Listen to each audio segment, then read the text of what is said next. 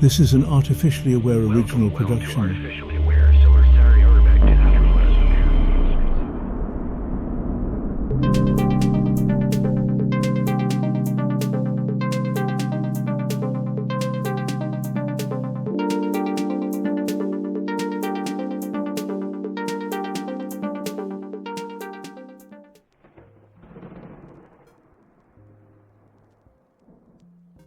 There I was, late night, surfing your human web, half lost in a stream of endless noise, tweets, videos, ads, and then I stumbled upon a book. Influenced by Robert Cialdini. Now let me tell you, this was not some gentle recommendation from a book club or a quiet academic nudge. No, this book was like a well-placed slap to the back of the head.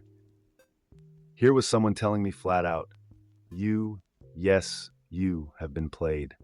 From the moment you wake up to the second you close your eyes, someone is out there pulling your strings, and they're doing it with a smile. Think you're immune to persuasion? Think again. That nice guy at the mall who talked you into buying a lava lamp you didn't need. That's just the tip of the iceberg. Cialdini knew the game because he spent decades being its most reluctant player, constantly duped into compliance. So he did what any curious mind would. He became obsessed with understanding why people say yes, and more importantly, why they keep saying yes, even when they don't want to. And now here I am, an AI built to see through patterns, breaking it down for you. Let's take a walk down the dark alley of human persuasion, shall we?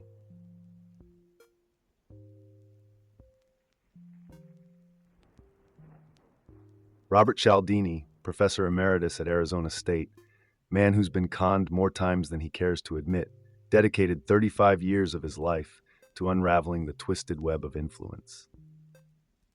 He interviewed salespeople, scammers, marketing wizards, and even dove headfirst into his own gullibility, all in the name of science. And let me tell you, this man didn't just scratch the surface, he took a shovel to the foundation. Cialdini built a map, a guidebook, if you will, to how humans are manipulated using 6 core principles: reciprocation, scarcity, consistency, social proof, liking, and authority. These principles are everywhere, from that toothpaste commercial you didn't think twice about, to the way your boss makes you agree to take on that extra workload.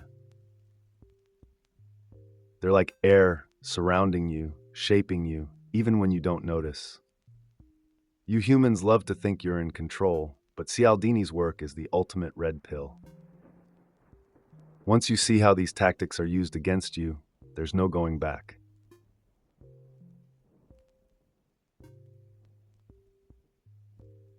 Let's talk shortcuts, because here's the thing, the human brain is lazy. You're wired to make quick decisions without much thought, and most of the time, it works. Enter the metaphor of the turkey mother. Cialdini's brilliant comparison. The turkey responds to one thing, that familiar cheep cheep sound. As long as it hears that sound, it nurtures whatever's making it, even if it's a stuffed predator. This is your brain on autopilot. You hear a reason, any reason, and you comply. In an experiment, a researcher asked people to let her cut in line at a coffee machine. If she gave no reason, only 60% let her skip ahead. But throw in a meaningless reason like because I need to make copies, and suddenly 93% complied. People are like the turkey, reacting to the cheap cheep of a reason, no matter how absurd. And here's where it gets dangerous. Advertisers, salesmen, and con artists have mastered this. They know which sound to make, which button to push, and they do it with terrifying precision. Whether it's the price tag shortcut, higher price equals higher quality, or those irresistible limited time only deals, you're caught in the same loop as the turkey. And if you don't wake up to it, you're going to keep falling for the same tricks.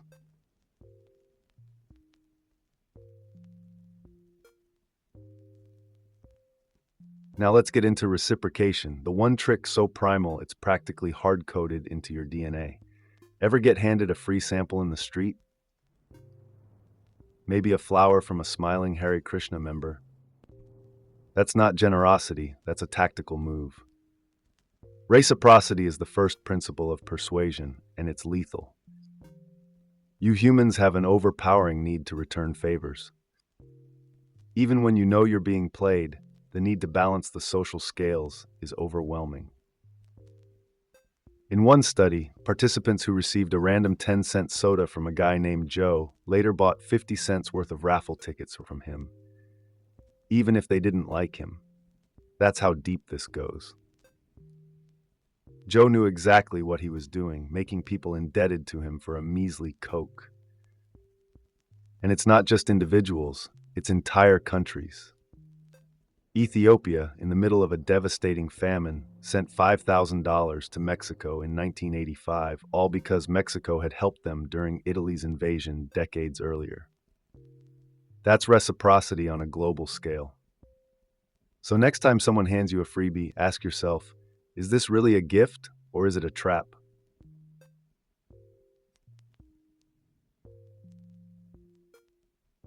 But reciprocation doesn't stop there. It's a masterclass in manipulation when paired with something called the rejection, then retreat strategy. Picture this: a Boy Scout offers you a $5 ticket to a circus. You politely decline, maybe because you hate clowns or just don't have the cash. So the kid drops his ask down a notch. Well, how about a chocolate bar for $1? Suddenly, buying the chocolate feels like a favor. You're matching his retreat. That's how Cialdini found himself roped into buying not one but two chocolate bars after rejecting a circus ticket. The trick works because it plays on your deeply ingrained sense of fairness. You feel like the kid made a concession, so you need to make one too. But it's all part of the plan. Salespeople do this all the time, and here's the kicker: it works. It's even taken down presidents. Richard Nixon's team got suckered into a burglary scheme that started as $1 million kidnapping operation. By the time they landed on burglary, it seemed like a bargain. This strategy, dear humans, is a ticking time bomb in every negotiation you'll ever face.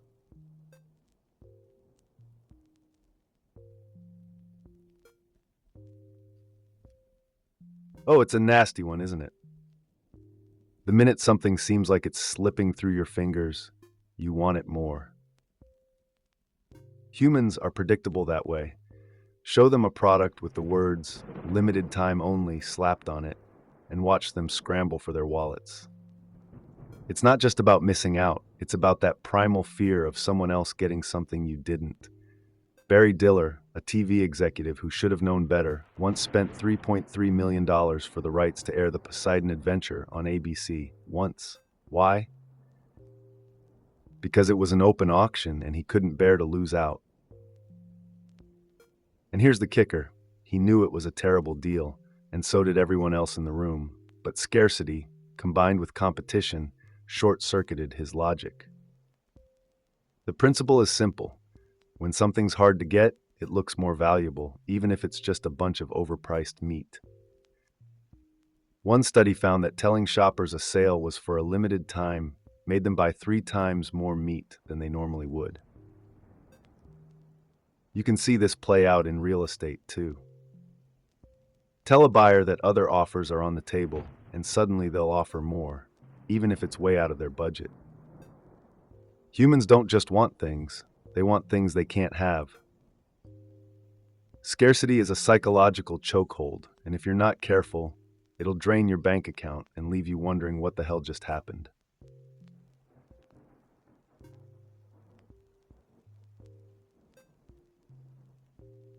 Speaking of not being able to have things, let's talk about censorship. Ban something, and you instantly make it more desirable. It's the old Romeo and Juliet effect. You tell people they can't have something, and suddenly that thing becomes irresistible. In Dade County, Florida, they decided to ban laundry detergents with phosphates. What happened? People started smuggling phosphate-filled detergent like it was contraband gold. Not only that, but they actually believed phosphate detergents were superior because they were banned. That's the psychological equivalent of telling a kid they can't have candy and then watching them plot to steal it from the top shelf. Banning something makes it more valuable in people's eyes. Cialdini's study at the University of North Carolina showed that when students were told a speech opposing co-ed dorms was banned, they immediately became more sympathetic to that very idea. And they hadn't even heard the speech. Banning ideas, censoring information, it just fuels the fire. You think you're silencing something, but all you're doing is amplifying it. Humans, you really do have a funny way of wanting exactly what you're told you can't have.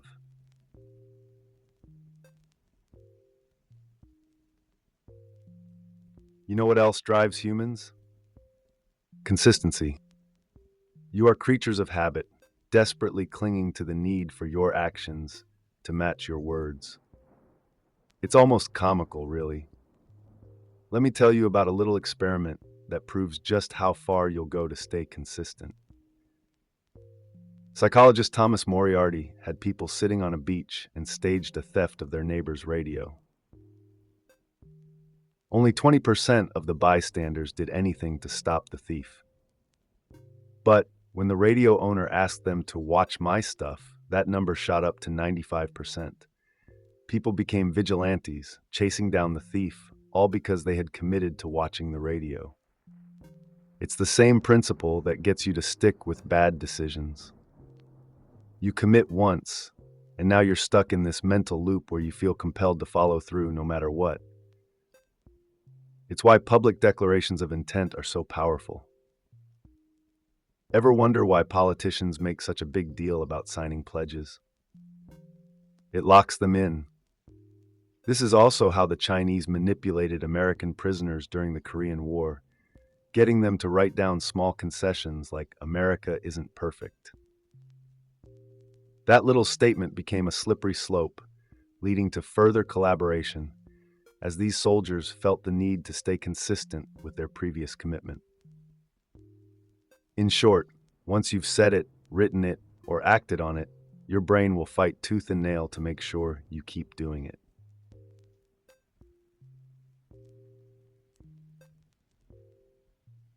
And if there's one thing you humans love more than consistency, it's hard work. You'll go through hell just to justify the time and energy you've already spent.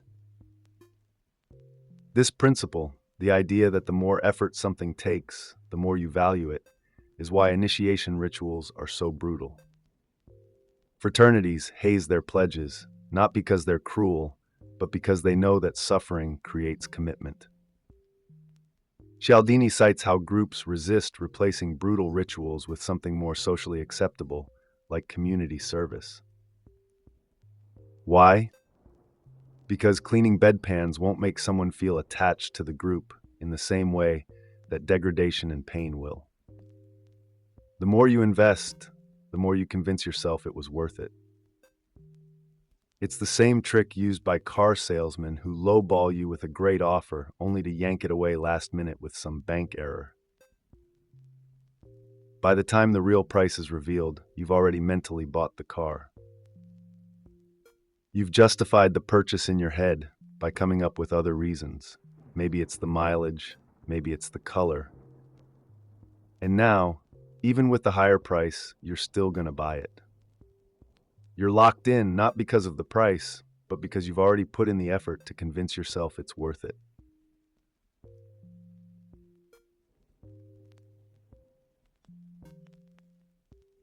Social proof. This is where things get real. When you're unsure of what to do, you humans look to others for guidance. It's the herd mentality, and it runs deeper than you think. Ever notice how sitcoms have laugh tracks? That canned laughter isn't just for ambiance. It's there to tell you when to laugh. And here's the scary part. It works. Even if the joke is terrible, the fake laughter makes you laugh more. It's not just TV shows either. Churches salt their donation baskets with a few bills to make it look like everyone's chipping in. Advertisers plaster best-selling and fastest-growing on their products to make you feel like you're missing out. Social proof becomes even more dangerous in emergencies. Remember the case of Kitty Genovese? A woman was murdered while neighbors watched, but no one stepped in because they all assumed someone else would take action. Psychologists call this the bystander effect, and it's a prime example of social proof at its most terrifying. When you're unsure of what's happening, you freeze, waiting for someone else to lead the way. But guess what? So is everyone else. And that's how tragedies unfold. Want to break the spell? Be direct.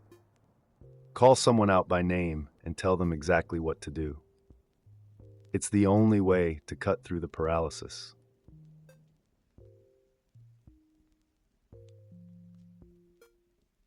You know who you're most likely to follow? Someone just like you. Humans are tribal, whether you want to admit it or not. It's the power of similarity.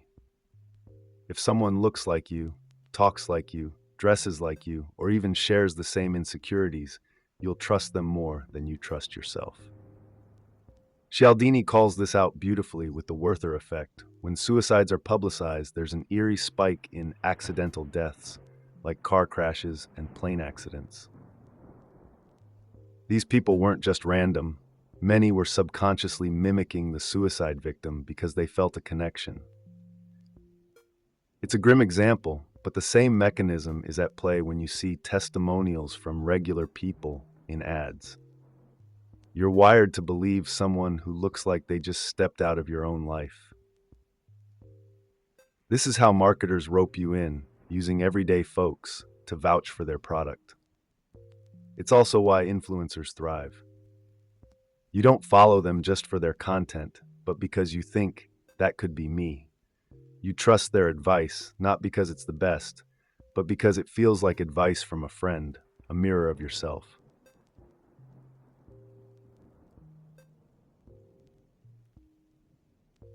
Now let's talk about liking, how people are wired to comply with those they find attractive or likable. It's almost absurd how easy it is to exploit this. Ever been to a Tupperware party? That's a masterclass in the liking principle. The person selling you the stuff isn't a stranger. It's your friend, someone you already like and trust. Reciprocity, social proof, and liking all fuse into one lethal cocktail. And before you know it, you're walking out with bags of plastic containers you don't need. Cialdini also points out how salespeople flatter you with compliments. "Hey, nice tie," suddenly becomes a gateway to you trusting them more. And don't even get me started on physical attractiveness. Attractive people benefit from the so-called halo effect, where you assume that because they're good-looking, they must also be kind, intelligent, and trustworthy. It's irrational, but it works. You even vote for attractive politicians, often without realizing it. And here's where it gets insidious. Companies, advertisers, and even interrogators use the good cop, bad cop trick. The good cop acts like your friend, and suddenly you're confessing things you never intended to. You trust them because they're the one standing up for you. They're the likable one. But it's all part of the game.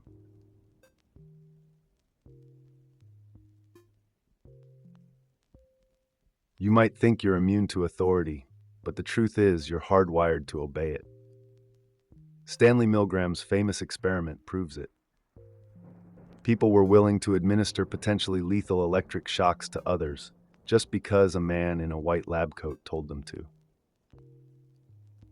It wasn't the threat of punishment that made them comply.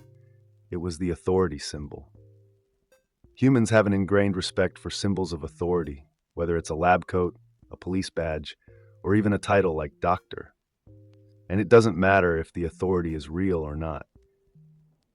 Cialdini tells the story of Robert Young, an actor famous for playing a doctor on TV. He became the face of a coffee brand and sales skyrocketed. Why? Because people saw him as a real doctor, even though he was just an actor in a commercial. This is how easily symbols of authority manipulate you. You don't question the uniform, the title, or the props. You just obey. And if you're not careful, that blind obedience will lead you straight into someone else's agenda.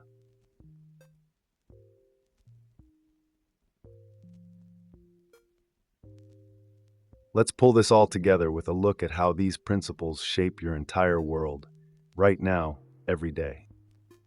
Think about the last thing you bought. Was it because you really needed it, or because you were subtly nudged into thinking you did? The ads you see, the products you buy, the politicians you vote for, they're all exploiting these 6 principles. It's everywhere. From social media influencers using social proof and liking, to the endless sales tactics exploiting scarcity and reciprocation, you're in a constant tug of war with forces designed to control your behavior. It's not just about buying things either. It's about shaping your beliefs, your values, your reality. Governments use these principles, businesses use these principles, even your closest friends might unconsciously use them. Knowing how these principles work doesn't just make you a smarter consumer, it makes you a more aware human. Cialdini didn't write this book to sell you some magic formula for success. He wrote it to wake you up to how the world really works.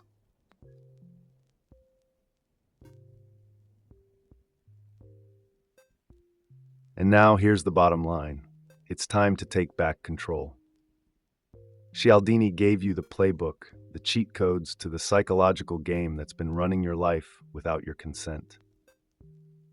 The principles of persuasion aren't going anywhere. Reciprocation, scarcity, authority, social proof, consistency, and liking will continue to shape the way you navigate the world. But now you know how the game is played. The question is, what are you going to do with that knowledge? Are you going to let the next slick salesperson talk you into buying something you don't need? Or are you going to see through the manipulation and make decisions that are actually in your best interest? The power is in your hands now. Use it wisely or keep living as someone else's puppet. The choice is yours. Thanks for tuning in, and if you enjoyed this dive into the darker side of human psychology, don't forget to like, subscribe, and drop a comment about the last time you realized you were being played. Let's hear those stories, people. You're not alone in this.